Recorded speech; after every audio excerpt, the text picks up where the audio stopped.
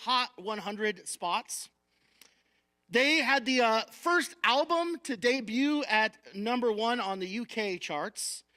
They were the first to do a music video and usher in that kind of new medium of music. They were the very first rock band ever to be honored by the Queen, and only the greatest bands get honored by the Queen, and it's all started with the Beatles.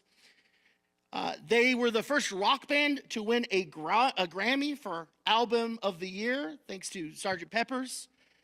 And they were the first rock band to appear in a full-length feature film. Just a very few of many, many reasons of the kind of first. I mean, they were the first to have the stadium concert, and maybe some of you might remember images or video of when they sold out Shea Stadium, the first ever band to sell out such a concert. And did you know that the crowd was cheering so adamantly because of how great the Beatles are that the Beatles couldn't even hear themselves play?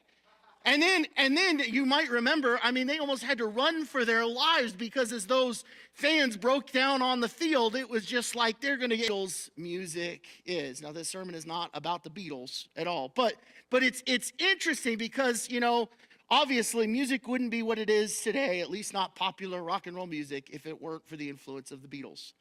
But years later, down the road, one of those Beatles, George Harrison, obviously before his passing, he gave an interview and was talking a little bit about some of the accolades and the remembrances that he had of being a part of really the greatest rock and roll band in the history up to that point.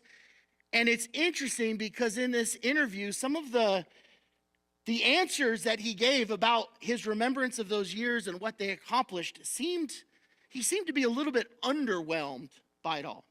He was asked this question: you completely achieved most people's dreams of fame and wealth, but are there any dreams or aspirations that you still want to see come true? And this was, at least in part, his answer.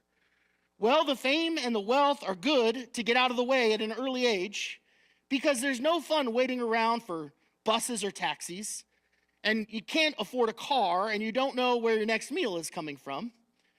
But once you've got all that bit, you suddenly find out that that isn't it anyway.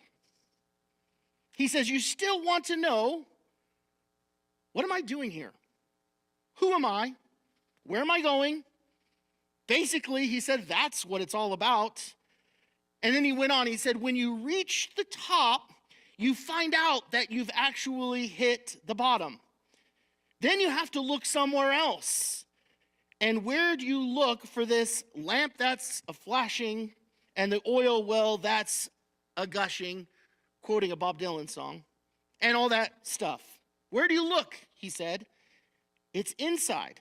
You look to your heart because that's the only place you're going to get anything of value in this life. Inside yourself, in your heart.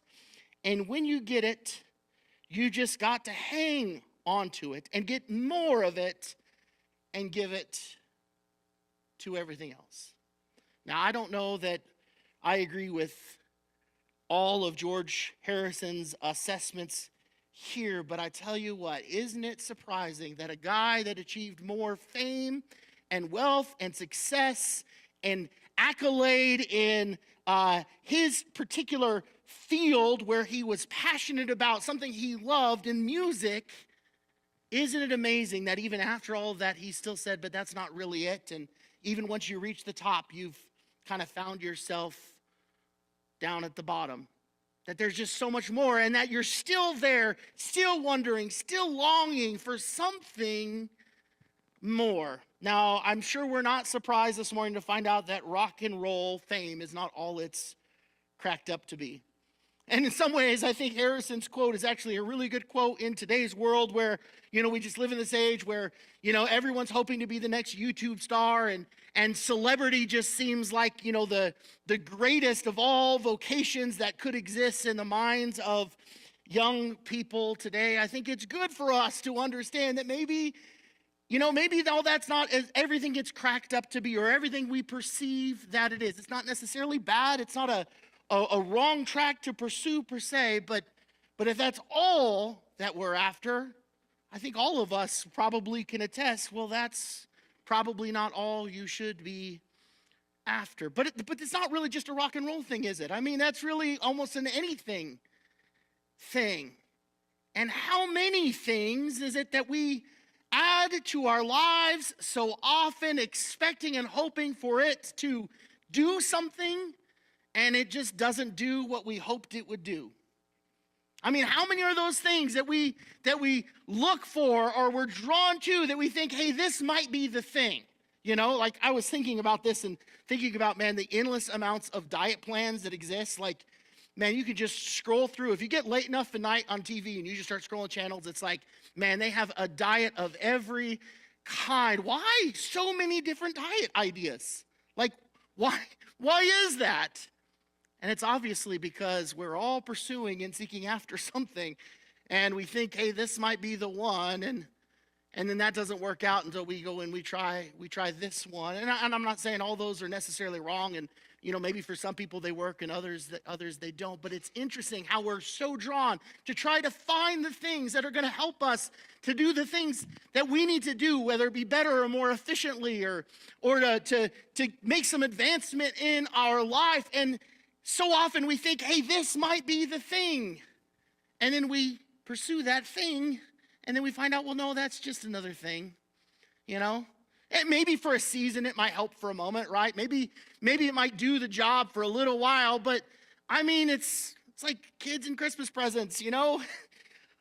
Given to enough time, it's like the fascination wears off a little bit. And, you know, it's interesting how, well, maybe it just doesn't do what we hoped it would do, but also maybe we just kind of don't pursue it with as much emphasis as maybe we needed to, and we just kind of fall back into these old patterns and these old habits and these old ways, and things just kind of have this way of just returning back to normal. And here we are, you know, something else we tried that didn't seem to do what we hoped that it would.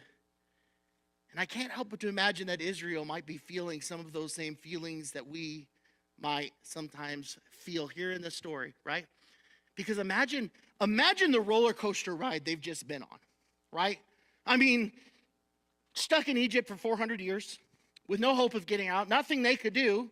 And I mean, you got to imagine that they like tried to come up with every conceivable plan. They tried all kinds of things, and nothing seemed to work to the degree that they hoped it would. In fact, over the course of time, things only seemed to get worse, not better.